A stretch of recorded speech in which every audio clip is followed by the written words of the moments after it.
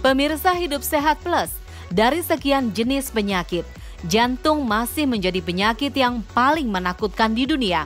Betapa tidak, penyakit ini tak memandang bulu, kapan, di mana, dan siapa saja bisa terserang penyakit mematikan ini.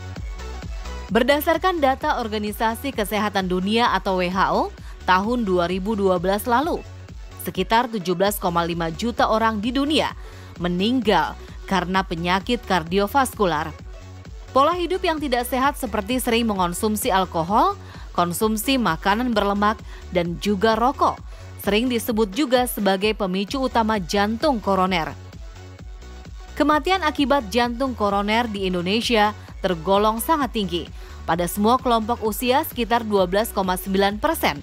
Menurut hasil survei Sampel Registration System tahun 2014 lalu, masyarakat ada kalanya menganggap sepele rasa ketidaknyamanan pada tubuh, kurangnya pengetahuan masyarakat, dan seringnya salah penafsiran dan akibat gangguan kesehatan yang berkaitan dengan jantung.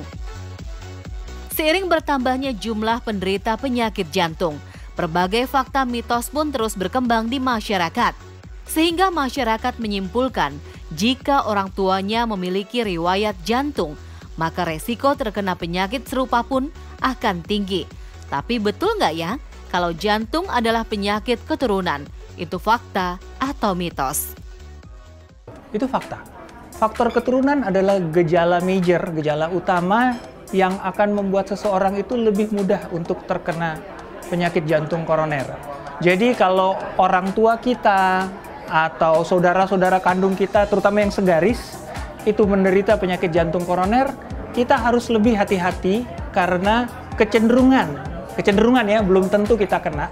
Kecenderungan kita untuk mendapat penyakit jantung koroner jadi lebih tinggi dibandingkan orang-orang lain yang tidak punya faktor keturunan.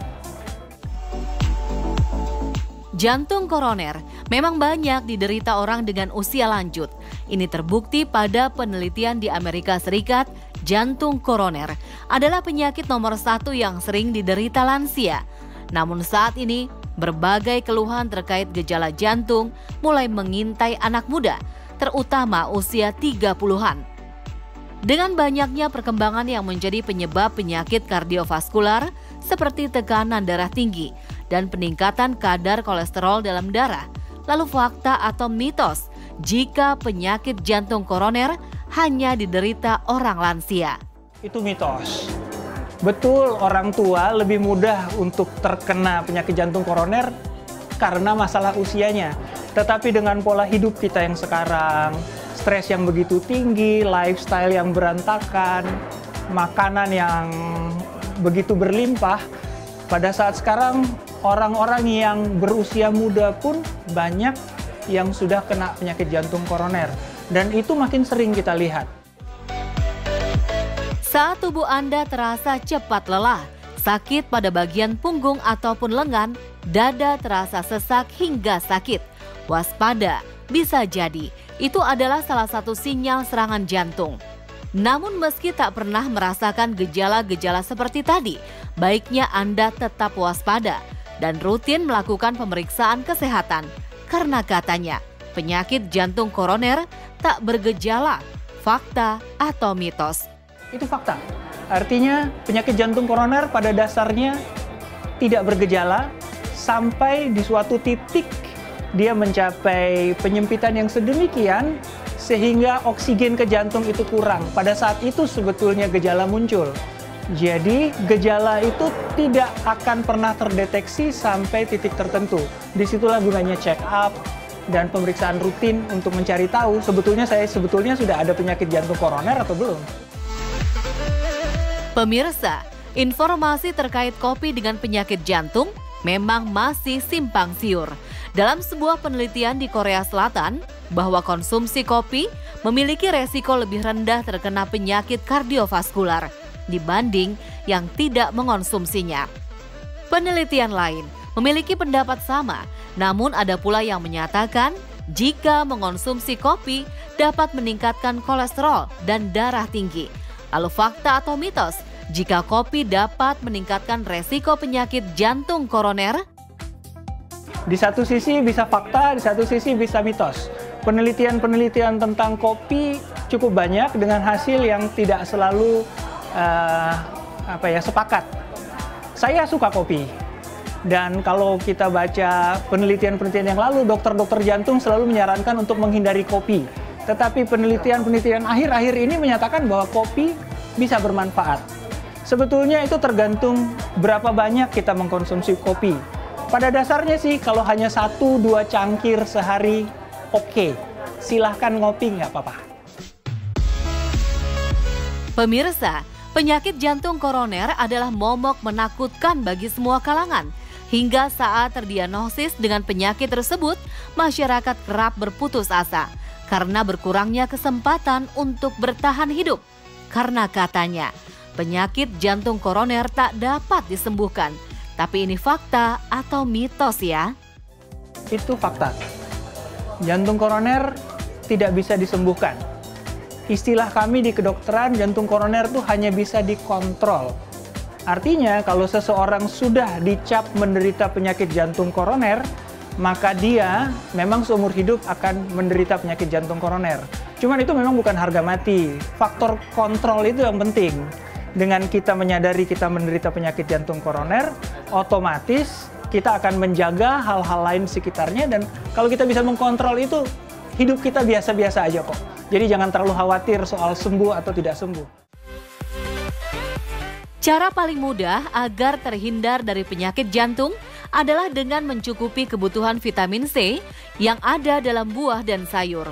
Hal ini diungkapkan oleh sejumlah peneliti asal Denmark yang mengungkapkan bahwa asupan vitamin C dalam jumlah banyak dapat mengurangi resiko penyakit jantung koroner. Karena kandungan antioksidan tinggi dalam vitamin C berguna untuk kesehatan jantung. Sekarang Anda sudah tahu kan apa bahaya jantung koroner? Agar Anda terhindar dari penyakit mematikan ini, sebaiknya Anda simak tips berikut ini.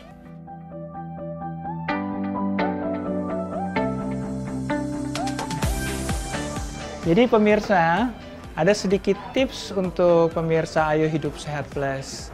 Untuk Anda yang saat ini masih sehat, tentunya Anda harus menjaga itu sebagai berkah yang sempurna dari Tuhan. Ada beberapa hal yang bisa kita lakukan.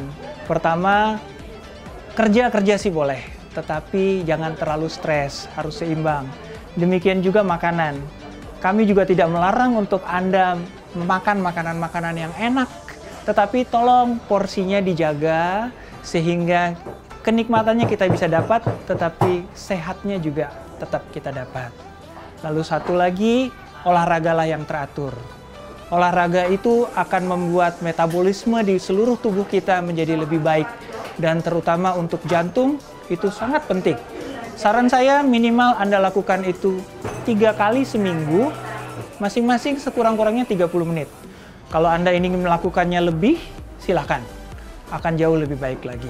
Yang terakhir, untuk Anda yang sudah menderita penyakit jantung koroner, tips yang tadi berlaku sepenuhnya juga untuk Anda.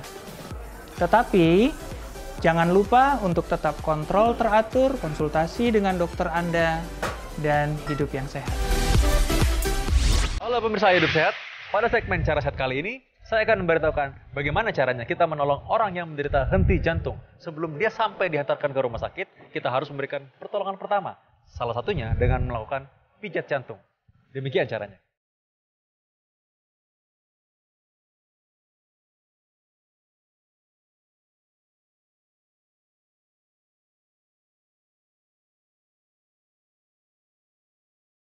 Pak. Guncang cukup keras sampai Bapak ini kira-kira bisa sadar. Namun apabila tidak ada reaksi, kita langsung periksa pembuluh darah yang ada di leher. Nah, di antara letaknya kira-kira ada di tulang dada dan juga di antara tulang kepala. Apabila tidak teraba ada nadi, maka berarti tidak ada sirkulasi. Segera panggil bantuan. Tolong, ada yang tidak sadar. Segera lakukan pijat jantung luar, yaitu dengan cara mengunci tangan Anda seperti ini, ya. Dan Anda tekan di bagian tulang dada. Tulang dada itu di bagian akhirnya ada bagian yang kosong. Ya, lalu setelah itu pasang 2 jari di atasnya, tekan di daerah situ. Apabila Anda tidak yakin, tekan di bagian tengah dada saja.